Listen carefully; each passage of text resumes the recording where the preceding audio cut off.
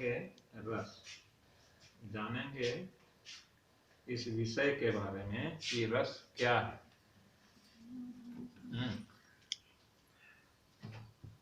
रस के बारे में कहा जा सकता है कि जिसका आस्वादन किया जाए, जिसका आस्वादन किया जाए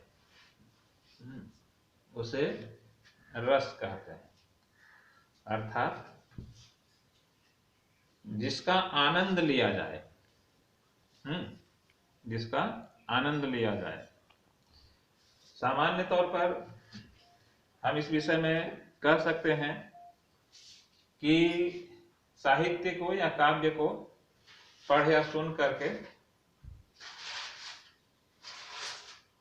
जो अनुभव किया जाए या जिस आनंद का अनुभव किया जाए, जिस आनंद का अनुभव किया जाए उसे ही रस कहते हैं।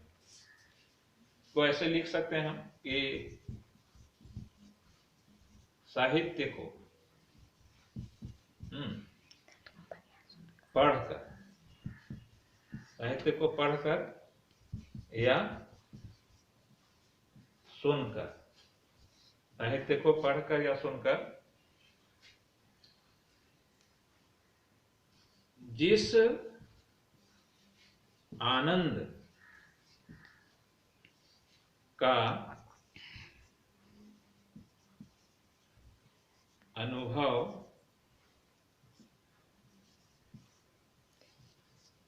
किया जाता है उसे रस कहते हैं। क्या कहते हैं उसे? रस। सामान्य तौर पर आप फिल्में देखते हैं या कोई कविता या कोई कहानी पढ़ते हैं, तो उसको पढ़ने या सुनने के बाद या नाटक या फिल्म देखने के बाद आप एक विशेष तरह के आनंद की अनुभूति करते हैं, अर्थात विशेष तरह के आनंद का अनुभव करते हैं। वही आनंद का जो अनुभव है वह जो है सो रस है। रस जो है इसका संबंध, रस का संबंध भाव से है। कहां से है? रस का संबंध भाव से है। अर्थात मनुष्य के हृदय में उठने वाले भाव से ही रस का संबंध है। मनुष्य के हृदय में उठने वाले भाव से रस का संबंध है। तो हम कह सकते हैं रस का संबंध भाव से है। अब हम भरत मुनि जो हैं, इन्होंने रस के बारे में कुछ बताया है और कहा है कि विभाव, अनुभाव, क्या बताया है? विभाव, अनुभाव और संचारी भाव, विभाव, अनुभाव और संचारी भाव के संयोग से, के संयोग से रस की निष्पत्ति, संयोग से रस की निष्पत्ति होती है। भरत मुनि ने रस के बारे में बताते हुए कहा कि विभाव, अनुभाव और संचारी भाव के संयोग से, अर्थात इन तीनों के आपस में मिलने से रस की निष्पत्ति होती है। तो ये जो हमारे सामने पारिभाषिक शब्द हैं, इनको एक एक करके जानना होगा। सबसे पहले जानना होगा हमको कि विभाव क्या है। हाँ, ये इस विभाव के बारे में जानना होगा। फिर इस अनुभाव के बारे में जानना होगा। फिर इस संचारी भाव के बारे में भी जानना होगा। तो शुरू से एक एक करके जानते हैं कि कौन क्या है। ठीक है, सबसे पहले विभाव के बारे में जानते हैं। तो विभाव क्या है, उसके बारे में कह सकते हैं कि रस को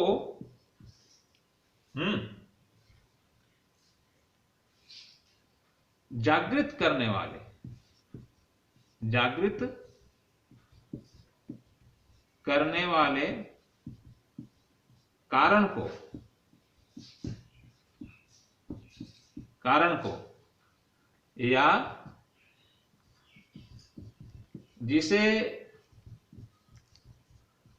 देख कर या सुनकर, जिसे देखकर या सुनकर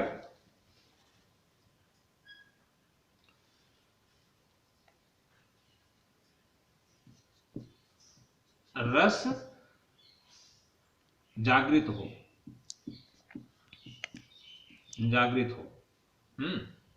जिसे देखकर या सुनकर रस जागृत हो, उसे जो है सो विभाव कहते हैं। या ऐसा भी हम कह सकते हैं कि रस की अभिव्यक्ति जो है, रस की अभिव्यक्ति के कारण को विभाव कहते हैं।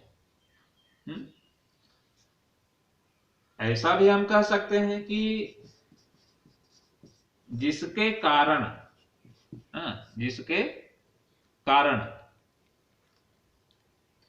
भाव जागृत हो, जिसके कारण भाव जागृत हो, उसे विभाव कहते हैं। क्या कहते हैं? उसे विभाव कहते हैं।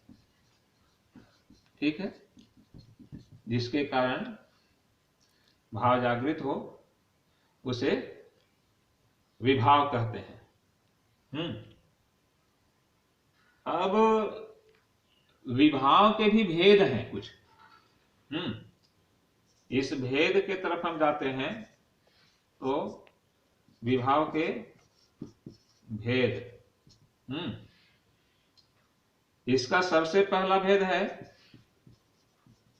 आलंबन विभाव। दूसरा है उद्दीपन विभाव और तीसरा है आश्रय। तीसरा है आश्रय। अब आलंबन के बारे में कहा कि आलंबन विभाव किसे कहते हैं, इसके बारे में जानना होगा। विभाव को जाने। विभाव के बारे में कहा कि रस के जागृत होने वाले कारण के, रस को जागृत करने वाले कारण को विभाव कहते हैं। और विभाव के भेद बताए गए, जिसमें सबसे पहला भेद बताया गया आलंबन विभाव। क्या बताया गया? आलंबन विभाव। ठीक है, तो आलंबन विभाव में कहा कि जिसके कारण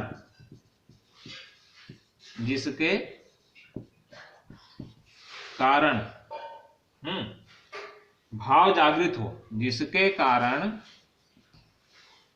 भाव जागृत हो, उसे आलंबन विभाव कहेंगे। क्या कहेंगे? आलंबन। अर्थात भाव के उत्पन्न होने में जो प्रमुख सहायक हो, भाव के उत्पन्न होने में जो प्रमुख सहायक हो, उसको हम आलंबन कहेंगे। ऐसा भी कह सकते हैं हम कि जिस पात्र के कारण, जिस पात्र के कारण, जिस पात्र के कारण भाव जागृत हो, जिस पात्र के कारण भाव, जिस पात्र के कारण भाव जागृत हो